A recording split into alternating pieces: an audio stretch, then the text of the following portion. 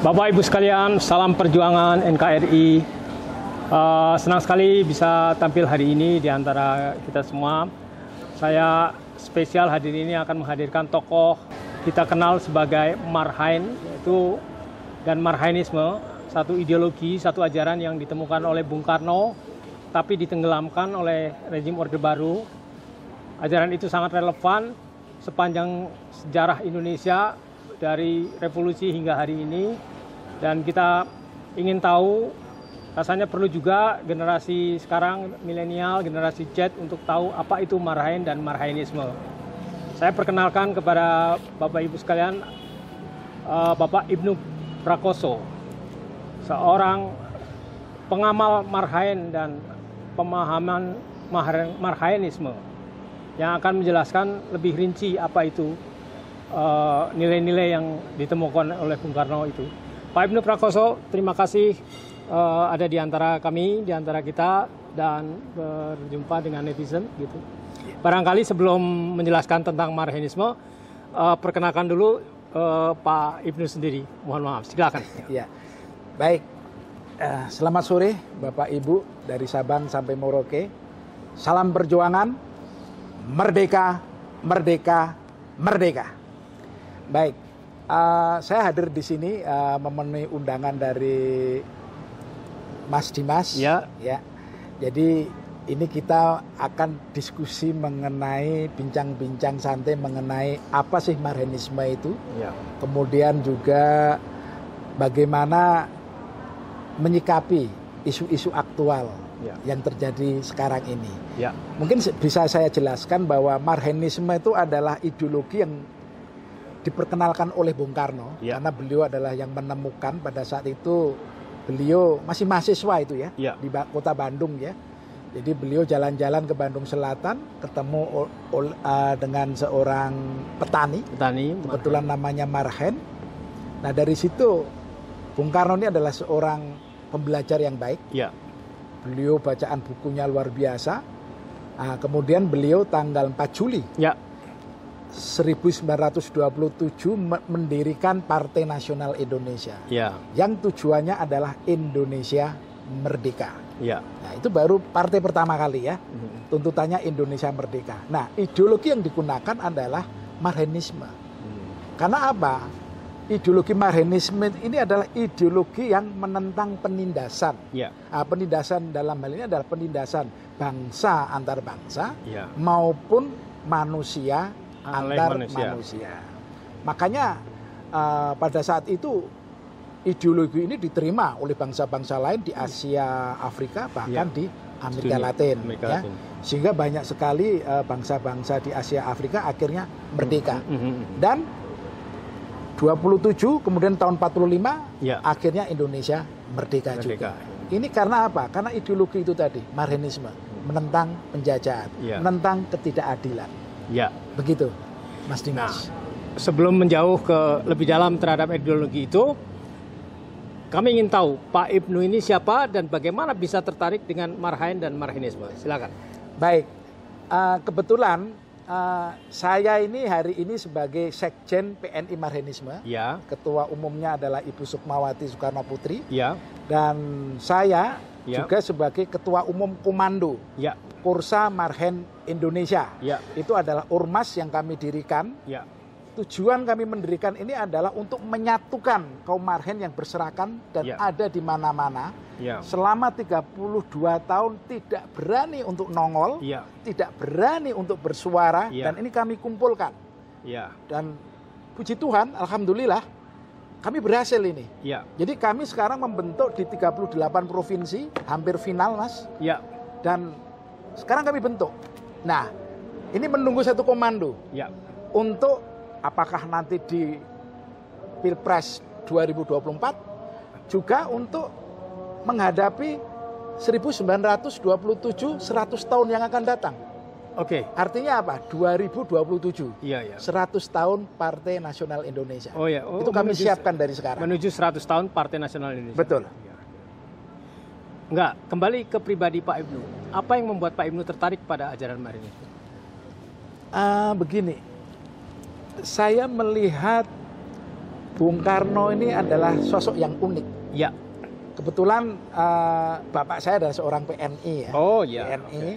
Kemudian saya itu waktu kecil itu saya sempat melihat buku warna merah. Oh. Yang disimpan di almari, di lemari. Lemari bapak saya. Nah, saya sedikit membaca. Nah, dari situ saya tertarik, ini siapa begitu. Dan setelah itu, wow, ini ternyata bagus sekali. Ya. Nah, dari situ saya sudah mulai tertarik untuk membaca siapa sih Bung Karno. Ya. Dan kita tahu memang pada saat itu sulit sekali untuk mendapatkan buku-buku tersebut. Ya. Tetapi setelah saya dalami, ternyata Bung Karno bagi saya pribadi ya Mas Dimas, dia adalah seorang negarawan, seseorang yang mau dan rela menyerahkan nyawanya demi bangsa dan negaranya. Iya, Bung Karno. Bung Karno. Ya. Dan itu kalau di dalam iman Kristiani itu seperti Yesus Kristus. Iya. Jadi Yesus Kristus itu rela mati untuk menyerahkan dirinya untuk menebus dosa umat manusia. Itu konsepnya ketuhanan, tapi kalau ini kebangsaan. Itu yang saya pahami. Bung Karno itu seperti itu. Pak Ibnu, tidakkah Marhaen out of date dalam kondisi kekinian? Bagaimana menghubungkan Marhaen di masa lalu dengan sekarang? Justru sekarang ini dibutuhkan dan sangat penting dihidupkan ideologi Marhaenisme. Karena apa? Karena ideologi ini yang ditakutkan oleh kapitalisme. Sangat takut sekali. Makanya selama 32 tahun, selama Orde Baru, itu ajaran-ajaran Marhaenisme itu dihilangkan. Iya. Karena apa? Karena ini sebagai pisau analisa apa yang terjadi sekarang ini adalah sebuah kerusakan sistem. Sekarang ini? Iya, kerusakan sistem. Sehingga tidak ada suri toladan, tidak ada tokoh sebagai teladan. Iya. Karena kerusakan sistem. Dan ini adalah akibat dari kapitalisme. Globalis. Itu Mas. Apa nilai-nilai Marhaen yang dilanggar dalam kerusakan yang terjadi pada saat ini, sekarang ini, sistem ini? Contoh yang paling sederhana adalah rasa nasionalisme. Rasa nasionalisme. Rasa nasionalisme. Kebangsaan. Inti Marhaen itu? Ya, contoh. Ya. Saya yakin sebagai seorang Marhaenis, dia akan mencintai bangsa dan negaranya. Oke. Ya. Dan dia tahu mana hak bangsa dan negara, mana hakku. Dia akan menempatkan itu. Ya. Kalau orang sudah tahu dan menempatkan itu, sehingga dia akan mempunyai sikap. Ya. Ini benar atau tidak. Ya. Itu yang paling sederhana. Seorang Marhaenis, dia paham betul. Karena apa? Kalau dia mencintai bangsa dan negaranya, otomatis dia akan menjadi kepala keluarga yang baik. Dia akan menjadi tokoh masyarakat yang baik. Itu sederhana kok. Ajarannya sederhana sekali. Itu. Dalam kehidupan sehari-hari, Pak Ibnu, bagaimana mempraktekkan Marhaenisme? Dalam kehidupan saya pribadi, maksudnya, saya pribadi, saya sebagai kepala rumah tangga, saya mendidik anak, istilahnya tidak berkelimpahan. Yang penting bagi saya, anak itu disekolahkan sampai selesai. Dia mau sampai mana? Contoh, anak saya yang pertama sudah selesai ya, sekarang sudah kerja, bahkan di perusahaan asing. Kemudian anak yang kedua sekarang S1 di Jepang, kemudian S2 di Jerman, kemudian yang ketiga ini SMA. Dan saya untuk anak itu tidak mewariskan harta benda. Nol. Saya tidak ngasih. Yang saya berikan adalah pendidikan, Mas. Karena apa? Dengan demikian, saya sebagai seorang Marhaenis, saya tidak dituntut untuk menyediakan kehidupan anak-anak saya. Marhaenis enggak? Enggak, karena saya percaya dengan saya memberikan pendidikan yang baik terhadap anak saya, maka dia akan bisa hidup, menghidupi diri dan keluarganya itu pasti bisa. Mandirian ya? Iya, karena bagi seorang Marhaenis yang pertama adalah kemandirian, Mas. Jadi artinya berdikari itu utama. Berdikari itu utama. Penindasan dan berdikari, apa yang lainnya dari Marhaenisme? kemanusiaannya, Mas. Kemanusiaan, oke. Persaudaraan. Persaudaraan. Gotong royongnya itu. Gotong royong. Satu bangsa. Persaudaraan, bahwa kita ini bersaudara. Makanya kan tujuan dari bangsa Indonesia itu kan yang jelas tertulis itu kan bagaimana kita itu menjadi bangsa yang merdeka. Ya. Oke, merdeka, bersatu. Ya. Setelah bersatu, berdaulat. Ya. Nah, berdaulatnya berdaulat apa saja? Ya. Ya. Ekonomi. Berdaulat di dalam politik, ya, kemudian berdikari dalam ekonomi, berkepribadian dalam budaya. Nah, setelah berdaulat baru berkeadilan. Berkeadilan pun juga dan berkemakmuran. Makmur yang adil, adil yang makmur gitu. Itu, Mas. Ini ajaran luar biasa karena ini terus terang ini negara-negara lain kalau ini hidup takut, Mas. Takut dengan Soekarno ini, ajaran Bung Karno ini. Adil yang berkemakmuran, makmur yang berkeadilan. Berkeadilan, betul. Nah, sekarang melangkah pada konteks berikutnya. Kita baru saja diguncang oleh skandal. Skandal yang merusak nilai-nilai, juga merusak struktur, merusak ideologi, merusak apa segala macam ya. Paling pertama yang paling aktual lah dulu, dari yang paling aktual dulu adalah menyangkut pejabat yang memberikan berkelimpahan harta kepada anaknya sebagai pendidikan buruk, yang melakukan tindak penganiayaan dan pada akhirnya terbongkar seluruhnya kebejatan moral mereka dalam menjalankan tugas-tugas negara sebagai abdi negara gitu. Tanggapan Marhen tentang ini bagaimana? Sebetulnya ini tidak hanya diketemukan di Departemen Keuangan. Ya. Ini banyak. Karena kalau kita bicara masalah korupsi, ini kita sudah bicara masalah sistem. Sistem ya. Sistem. Karena sistem yang kita bangun, demokrasi yang kita bangun, itu menghasilkan pimpinan yang produknya itu akan korupsi. Iya. Karena apa? Biaya yang dia keluarkan, ini harus balik. Gitu nah, ya? pada saat dia balik, ini di belakang dia siapa? Itu kita bicara sistem dulu. Tetapi kalau bicara orangnya per person, nah ini memang kita lihat dari mana, Mas? Spiritualitasnya, apakah mentalnya keluarga. Tapi yang jelas, saya bisa garis bawahi bahwa pembangunan karakter bangsa, revolusi mental yang didengung-dengungkan oleh Bung Karno itu gagal total. Gagal total. Karena kalau mau kita bongkar, semua departemen seperti itu kok. Semua kepala daerah itu, semua ketangkep itu KPK. DPR itu semua begitu kok. Mungkin hanya 1-2 orang saja mungkin yang tanpa biaya sedikit ya. Jadi mungkin dia sudah terkenal gitu ya. Tapi kalau orang biasa mau menjadi anggota DPR, berapa miliar itu? Paling tidak 5 miliar. Paling gaji berapa? Mengembalikannya bagaimana? Nah, saya bersyukur, Mas, PNI tidak terlibat di dalamnya. Sehingga PNI tidak mempunyai dosa di situ. Makanya terus terang kalau tangannya tidak kotor. Tangannya tidak kotor, tidak ikut bermain. Nah, apa pidato yang relevan dari Bung Karno terkait dengan kerusakan sistemik di kementerian ini? Pidato yang relevan ya seperti yang Mas Dimas tulis kemarin, bahwa waktu Bung Karno beliau mengatakan musuhku itu jelas gitu loh, hidungnya bangir segala macam. Nah sekarang kan saudara-saudara kita sendiri. Dan ini terus terang ya, mungkin saya ingin memberikan sebuah pemahaman untuk Bapak Ibu semuanya. Hati-hati dengan uang hak negara, hak republik. Pada saat kita mengambil hak republik, itu tidak ada kedamaian. Itu hati-hati. Dan itu terjadi kan? Iya, saya yakin itu.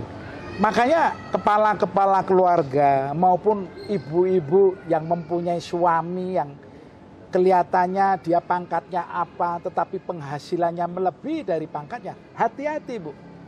Pada saat Bapak penghasilannya banyak, hati-hati. Hati-hati, tidak ada kedamaian. Dan ini akan dikejar terus. Karena ini hak Republik.